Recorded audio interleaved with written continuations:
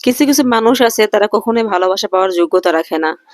ভালোবাসা তারা নিতেও জানে না, ভালোবাসা দিতেও জানে না। তো যাই হোক ভিউয়ার্স, আশা করি আপনারা সবাই ভালো আছেন। আল্লাহর রহমতে আমিও বেশ ভালো আছি।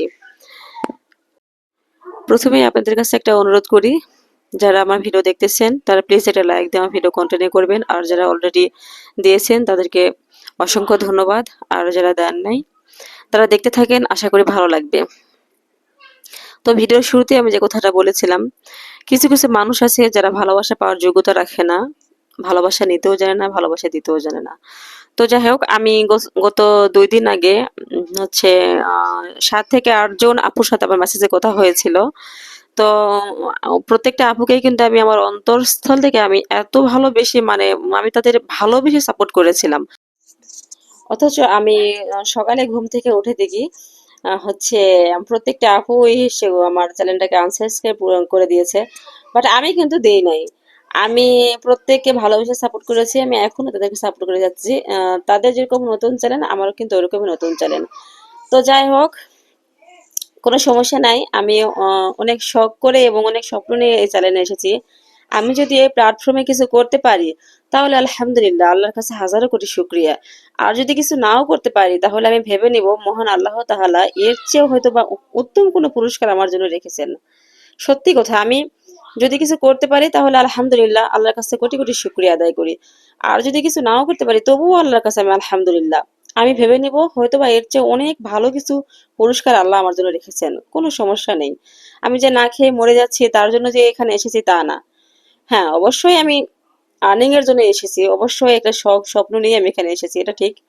তবে যে এখানে কিছু না করতে পারলে যে আমি একদম শেষ হয়ে যাব, হ্যাঁ, এমন কিন্তু কিছু না। আর আমার এই ভিডিও করা নিয়ে আমার কিছু হচ্ছে রিলেটিভ যারা, আমি তাদেরকে বলতেছি, আমার আমার চ্যানেলে এসে আমার প্রত্যেকটা ভিডিও খুব ভালো করে খুঁজে খুঁজে দেখবেন যে হচ্ছে এখানে অশালীন কিছু আছে কিনা। প্রত্যেকটা ভিডিও খুব ভালো করে মনোযোগ সহকারে দেখবেন যেখানে অশালীন কিছু আছে কিনা, অশালীন কিছু আপনাদের চোখে পড়ে কিনা।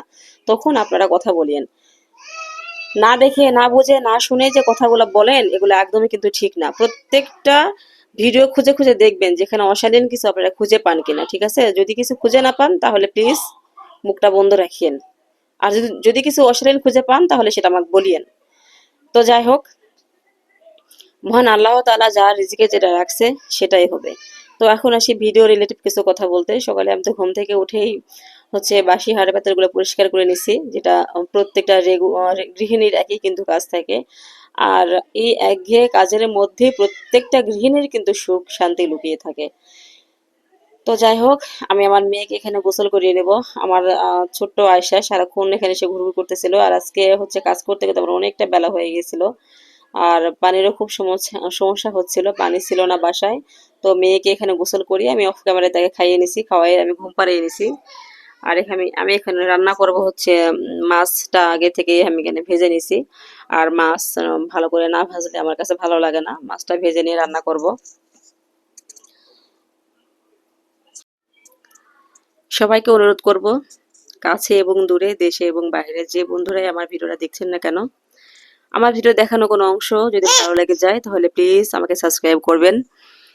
আর যদি ভালো লেগে না যায় তাহলে আমার চ্যানেলের পাশেই থাকবেন, দেখতে দেখতে আশা করি ভালো লেগে যাবে। এখানে কিন্তু আমি রান্না করতেছি ঢ্যাঁড়স আর হচ্ছে আলু। আমি এটা রুই মাছ দিয়ে রান্না করব।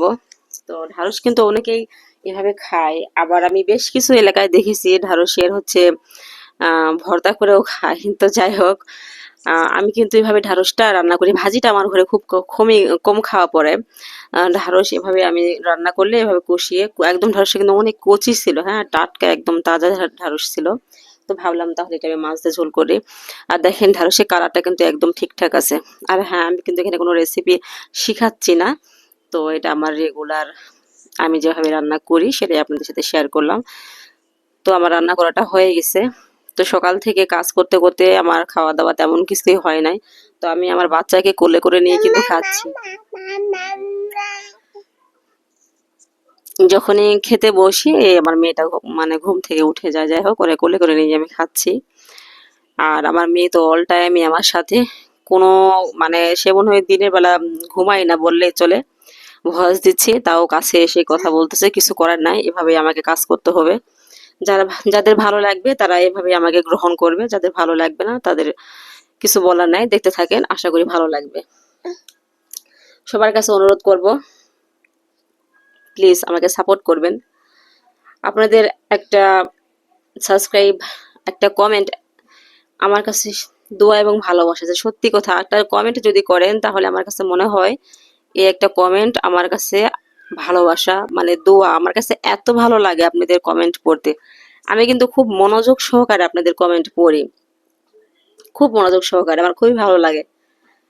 আর প্রত্যেকটা কমেন্টের আমি কিন্তু খুব সুন্দরভাবে রিপ্লাইও দিই। তো সবার কাছে অনুরোধ করব, আমার ভিডিও দেখানো কোনো অংশ যদি ভালো লেগে যায় তাহলে অবশ্যই কমেন্ট করবেন। আর আমি অনেক কথাই বলেছি, আমার কথাই কেউ কিছু মনে করবেন না।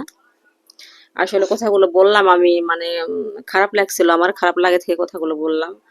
আর আমার কিছু রিলেটিভ অনেক কথাই বলে যে ভিডিও করে সে হানতান, তাদেরকে বলতেছি আমার চ্যানেলটা পুরো ঘুরে এসে দেখবেন যে আমার চ্যানেলে কিছু আপনারা খুঁজে পান কিনা।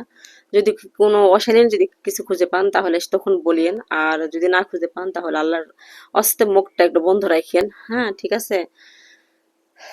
যাই হোক, সবাই ভালো থাকবেন। আজকের মতো ভিডিও আমি এখানে শেষ করছি। দেখা হবে আগামী নতুন কোনো ভিডিওতে ইনশাল্লাহ। সবাই ভালো থাকবেন, আমার জন্য দোয়া করবেন, আপনাদের জন্য অনেক অনেক দোয়া রইলো। আর একটা কথা বলে নেই, আমার ভিডিও কে কতটুকু দেখলো, কে আনসাবস্ক্রাইব করলো, আমি কিন্তু এটা খুব ভালো করে বুঝতে পারি, ঠিক আছে। সত্যি কথা, আমি এটা খুব ভালো করে বুঝতে পারি।